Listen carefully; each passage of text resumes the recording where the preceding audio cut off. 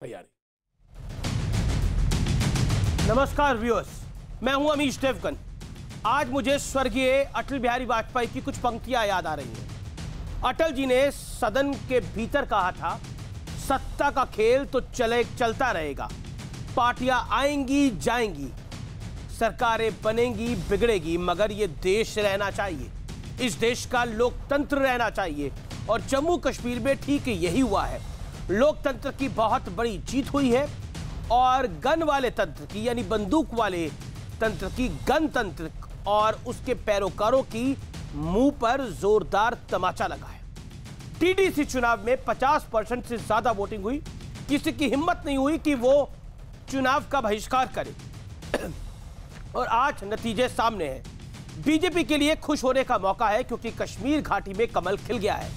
हालांकि number 1 party बनने के लिए बीजेपी और फारूक अब्दुल्ला के बीच कांटे की टक्कर है और फिलहाल बीजेपी का पलड़ा भारी है। बीजेपी को मात देने के लिए 7 पार्टियां एक साथ आई, उन्हें हाथ मिलाना पड़ा। पूरा चुनाव करीब करीब बीजेपी वर्सेस ऑल हो गया था। इसके बावजूद बीजेपी का प्रदर्शन अच्छा है, लेकिन सवाल यह है कि आखिर इस जनादेश का संदेश क्या है। आज इसी पर होगी देश की सबसे बड़ी बहस, गणतंत्र पर भारी लोकतंत्र। आज का आर पार इसी पर, और मेरे साथ केंद्रीय मंत्री अनुराग ठाकुर और जम्मू कश्मीर के प्रभारी भी जुड़ेंगे। आज के आर पार में लोकतंत्र की जीत का जश्न।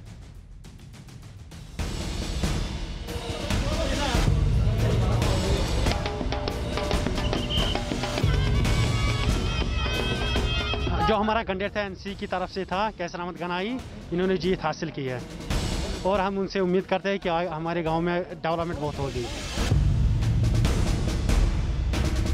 आज जो भारतीय जनता पार्टी की जीत हुई है, ये माननीय प्रधानमंत्री जी नरेंद्र मोदी जी की पॉपुलैरिटी दर्शाती है। धन्यवाद। भारत माता की जय।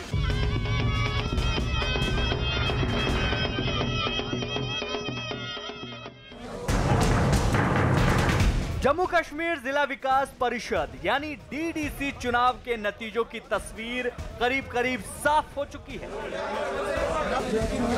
और इन नतीजों का सबसे बड़ा संदेश यह है कि गन वाले तंत्र पर लोकतंत्र बहुत भारी पड़ा है।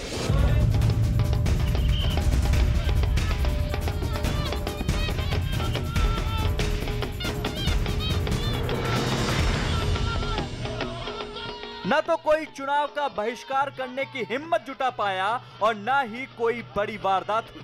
रहा सवाल नतीजों का, तो अकेले अपने दम पर भारतीय जनता पार्टी ने बड़ी कामयाबी हासिल की है,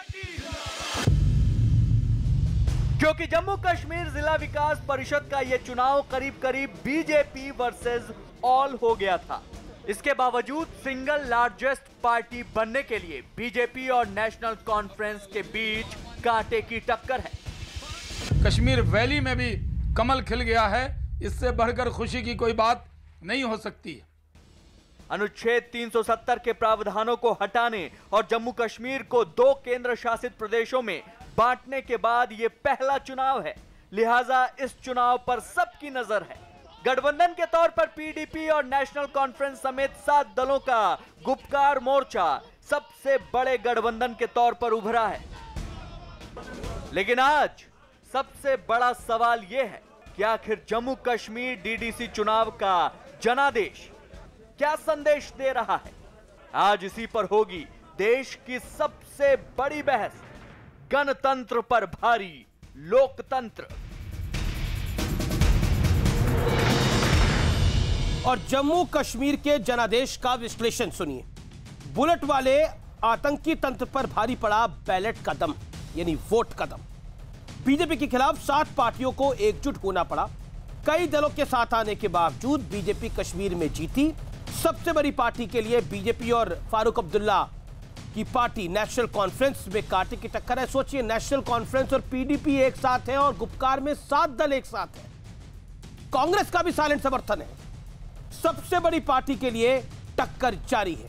विधानसभा से पहले डीडीसी चुनाव सेमीफाइनल की तरह है। मेरे साथ बात करने के लिए आज की चर्चा में डॉक्टर सुधांशु त्रिवेदी बीजेपी के सांसद जुड़ रहे हैं। मेरे साथ सुशील पंडित, जाने माने कश्मीरी